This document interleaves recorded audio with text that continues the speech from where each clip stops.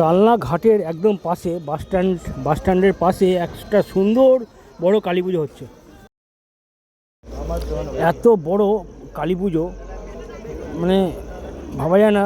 আর এই কালী পুজো উপলক্ষে বিশাল বড় মেলা বসেছে। দেখুন কত দোকান, দুপুরবেলা বলে অনেক দোকান খোলেনি। আর দেখে অবাক হয়ে গেলাম, এত বড় কালী পুজো। 51 না 52 হাত ঠাকুরের ঠিক মাপটা, অ্যাকুরেট মাপটা কেউ বলতে পারলো না। হয় 52 নাহলে 51 হাত কালী হবে। বিশাল বড় কালী পুজো।